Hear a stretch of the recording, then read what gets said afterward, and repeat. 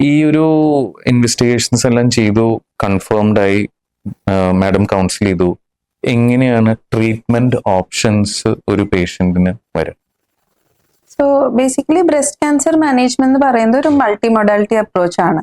Like ഒരു കാര്യം മാത്രമല്ല, ഒരുപാട് ആസ്പെക്ട്സ് ഉണ്ട് ബ്രസ്റ്റ് ക്യാൻസർ ട്രീറ്റ്മെന്റിൽ. അതിൽ ഒരു portion of it is surgery. Like what is A type of surgery you do, whether surgery ആണോ ആദ്യം ചെയ്യേണ്ടത്, വേറെ എന്തെങ്കിലും ഓപ്ഷൻസ് ഉണ്ടോ. So one part of it is surgery. The second part is chemotherapy. അതായത് ഏതൊക്കെ പേഷ്യൻസിലാണ് കീമോതെറാപ്പി വേണ്ടി വരിക, കീമോതെറാപ്പി ആണോ ആദ്യം കൊടുക്കേണ്ടത്, സർജറി ആണോ ചെയ്യേണ്ടത്. And the third part is radiation therapy. And ഏതൊക്കെ പേഷ്യൻസിലാണ് റേഡിയേഷൻ തെറാപ്പി കൊടുക്കുക. And the finally is hormonal therapy if needed, അല്ലെങ്കിൽ ടാർഗറ്റഡ് ആയിട്ടുള്ള തെറാപ്പി. പിന്നെ മൾട്ടി ഡിസിപ്ലിനറി അപ്രോച്ച് ആണ്, starting with surgery or chemotherapy, radiation therapy and hormonal therapy. അപ്പോൾ എന്ത് തരം treatment ആണ് ആദ്യം കൊടുക്കുക എന്നുള്ളത്, there are a lot of factors. Like ഒന്ന്, നമുക്ക് എന്ത് തരം ഡിസീസ് ആണ്, ഏർലി ഡിസീസ് ആണോ അഡ്വാൻസ്ഡ് ഡിസീസ് ആണോ. വളരെ ഏർലി ആയിട്ടുള്ള ഡിസീസ് ആണെങ്കിൽ ഒരു പക്ഷേ we can directly go for surgery, initial chemotherapy കൊടുക്കേണ്ട ആവശ്യമില്ല. ലേറ്റർ അഡ്വാൻസ്ഡ് സ്റ്റേജ് ആണെങ്കിൽ you might have to go for chemotherapy first. But it is not just the stage. അതിലിപ്പോൾ നമ്മൾ ബയോപ്സി ചെയ്തു എന്ന് പറഞ്ഞു, ബയോപ്സിയിൽ IHC എന്ന് പറഞ്ഞിട്ടുള്ള മാർക്കേഴ്സ് വെച്ചിട്ട്, അപ്പൊ അതിൽ ഹോർമോൺ പോസിറ്റീവ് ട്യൂമേഴ്സ് ആണെങ്കിൽ, അഡ്വാൻസ്ഡ് അല്ല ഹോർമോൺ പോസിറ്റീവ് ട്യൂമേഴ്സ് ആണെങ്കിൽ, the response to chemotherapy won't be that great. But in triple negative, when all the markers are negative, or there is a variety called HER2 new positive, അതില് കീമോതെറാപ്പിയുടെ response വളരെ high ആണ്. Especially breast preserve ചെയ്യാൻ താല്പര്യപ്പെടുന്ന സ്ത്രീകളാണെങ്കിൽ നമുക്ക് chemotherapy കൊടുത്തിട്ട് tumour size കുറയ്ക്കുക എന്നുള്ള ഒരു option ഉണ്ട്. അപ്പം എസ്പെഷ്യലി അങ്ങനത്തെ പേഷ്യൻസിന്, and if they are in the variety of being more sensitive to chemo, being responsive to chemo, you can give chemotherapy first. എന്നിട്ട് ട്യൂമർ സൈസ് കുറഞ്ഞതിന് ശേഷം you can go for surgery. So ഒരുപാട് factors ഉണ്ട്. But അതേപോലെ തന്നെ ഒരുപാട് advanced ആയിട്ടുള്ള spread ഒക്കെ വന്നിട്ടുള്ള ഒരു സ്റ്റേജിലാണെങ്കിൽ definitely then there is no role for surgery, you will go for palliative chemotherapy. So എന്ത് സ്റ്റേജിലാണ് പേഷ്യന്റ് എന്നുള്ളതാണ് first factor to decide what type of treatment. എന്നിട്ട് അതിൽ തന്നെ ട്യൂമറിന്റെ സൈസ് അനുസരിച്ചിട്ടും എന്ത് ടൈപ്പ് ആണെന്നുള്ളതിനനുസരിച്ചിട്ടും പേഷ്യന്റിന്റെ അപ്രോച്ച് എങ്ങനെയാണ്, പേഷ്യന്റിന്റെ ബ്രസ്റ്റ് പ്രിസർവ് ചെയ്യാനായിട്ടുള്ള ഒരു താല്പര്യം ഉണ്ടെങ്കിൽ definitely you can go for chemo first and decrease the size, then go for surgery. സർജറിക്ക് പോവുകയാണെങ്കിൽ തന്നെ നമുക്ക് ഒരുപാട് ഓപ്ഷൻസ് ഉണ്ട്. Like initially breast cancer treatment എന്ന് പറഞ്ഞാൽ was to remove the whole of the breast. കക്ഷത്തിലത്തെ കഴകളെല്ലാം റിമൂവ് ചെയ്യുക, ബ്രസ്റ്റ് ഫുള്ളായിട്ട് റിമൂവ് ചെയ്യുക, മസിൽസും കൂടി റിമൂവ് ചെയ്യുക എന്നുള്ളതാണ് ഏർലിയസ്റ്റ് തിങ്കിങ് ആയിരുന്നത്. That is to eradicate the disease. But with advent of chemotherapy, advent of radiation therapy, നമുക്ക് മുഴുവനായിട്ട് മാറി നീക്കം ചെയ്യേണ്ട ആവശ്യമില്ല, ബ്രസ്റ്റ് നീക്കം ചെയ്യേണ്ട ആവശ്യമില്ല.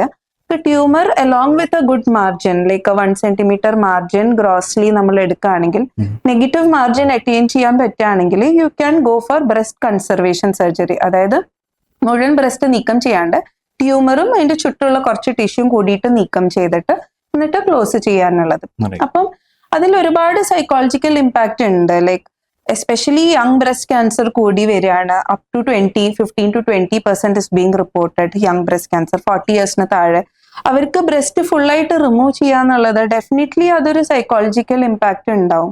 ലൈക്ക് അവരുടെ അപ്പിയറൻസിനും പുറത്ത് പോകുമ്പോൾ നമുക്കൊരു പ്രോസ്തെറ്റിക് ബ്രാ യൂസ് ചെയ്യേണ്ടി വരിക, അങ്ങനത്തെ ഒരു ഇമ്പാക്ട്, ഇന്റിമസിയിൽ വരുന്ന പ്രോബ്ലംസ്, അങ്ങനെ ഒരുപാട് സൈക്കോ സോഷ്യൽ പ്രോബ്ലംസ് വരുന്നുണ്ട് ഫുള്ളി ബ്രസ്റ്റ് റിമൂവ് ചെയ്യുമ്പോൾ.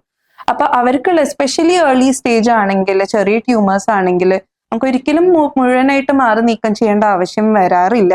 നമുക്ക് ബ്രസ്റ്റ് കൺസർവ് ചെയ്തിട്ട് ചെയ്യാവുന്ന ഒരുപാട് ഓപ്ഷൻസ് ഉണ്ട്. ഈ അഥവാ യങ് പേഷ്യൻസിൽ നമുക്ക് മുഴുവനായിട്ട് ബ്രസ്റ്റ് നീക്കം ചെയ്യേണ്ടി വരുന്നു എന്ന് വെച്ചാൽ ട്യൂമർ സൈസ് വെച്ചിട്ട്, അല്ലെങ്കിൽ ട്യൂമർ പല ഭാഗങ്ങളിലുണ്ട്, അങ്ങനെ കുറച്ച് കാര്യങ്ങളിൽ നമുക്ക് മുഴുവനായിട്ട് ബ്രസ്റ്റ് റിമൂവ് ചെയ്യേണ്ടി വന്നാലും അതിന് ഒരുപാട് റീകൺസ്ട്രക്ഷൻ ഓപ്ഷൻസ് ഇപ്പൊ അവൈലബിൾ ആണ്. നമുക്ക് ഒരുപാട് ഫ്ലാപ്സ്, നമുക്ക് പേഷ്യന്റിന്റെ സ്വന്തം ടിഷ്യൂ റൊട്ടേറ്റ് ചെയ്ത് വെച്ചിട്ടുള്ള ഫ്ലാപ്സ് ഉണ്ട്, ഫ്രീ ഫ്ലാപ്സ് ഉണ്ട്. വേറെ ഭാഗങ്ങളിൽ അടിവയറ്റിൽ നിന്നുള്ള ടിഷ്യൂ കൊണ്ടുവന്നിട്ട് ഇവിടെ യോജിപ്പിച്ച് വെക്കുക എന്നുള്ള ഓപ്ഷൻസ് വരുന്നുണ്ട്. അതല്ലെങ്കിൽ തന്നെ പ്രോസ്തെസിസ്, അതായത് ഇംപ്ലാന്റ്സ് വെച്ചിട്ടുള്ള ബ്രസ്റ്റ് ഷേപ്പ് റീറ്റെയിൻ ചെയ്യാനുള്ള ഒരുപാട് ഓപ്ഷൻസ് ഇപ്പൊ അവൈലബിൾ ആണ്. അപ്പൊ especially in the younger group and ഞാൻ പറയുന്നു not only for younger, like even at 50 years, if the patient is outgoing, socially outgoing, it is their personality that is that decides. Right. Like at AIMS നമ്മൾ total breast reconstruction ചെയ്ത free flaps വെച്ചിട്ട് ചെയ്ത ഒരു lady, she was 53 years, but she was very out going, ഒരു ടോപ്പും ജീൻസും wear ചെയ്യുന്ന ഒരു ലേഡി ആയിരുന്നു. Right. So for her it is important, like the asymmetry would affect her psychologically. Right. So for her we did total breast reconstruction. So basically it is not just age, it is based on how it would impact you. Right. And mostly it causes a psychological impact in most of the women. So that is the surgical part, like the type of surgery. You have either mastectomy, മുഴുവൻ breast remove ചെയ്യുക, അല്ലെങ്കിൽ ട്യൂമറും അതിന്റെ ചുറ്റുള്ള ഭാഗവും remove ചെയ്യുക, reconstruct ചെയ്യുക. That is about breast. Right. Now when you go for axillary management, like കക്ഷത്തിലത്തെ കഴലകൾ, നമ്മൾ initially മുഴുവൻ കക്ഷത്തിലത്തെ കഴലകളും നീക്കം ചെയ്യുക എന്നുള്ള ഒരു അപ്രോച്ച് ആയിരുന്നു. പക്ഷെ അതിന്റെ ഡിസഡ്വാൻറ്റേജസ് ആണ് ഭാവിയിൽ കയ്യിൽ നീര് വരാനുള്ള ഒരു സാധ്യത ഉണ്ട്, ലിംഫെഡീമ ഡെവലപ്പ് ചെയ്യാനുള്ള ഒരു സാധ്യത ഉണ്ട്.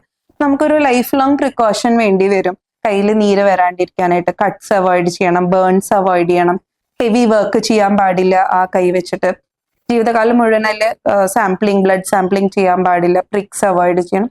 അങ്ങനെ ലൈഫ് ലോങ് ആയിട്ട് നമ്മൾ പ്രിക്കോഷൻസ് എടുക്കേണ്ടതുണ്ട്. അതിന്റെ ഒരു മോഡിഫിക്കേഷൻ ആയിട്ട് ഇപ്പൊ വന്നതാണ് സെന്റിനൽ ലിംഫ് നോഡ് ബയോപ്സി.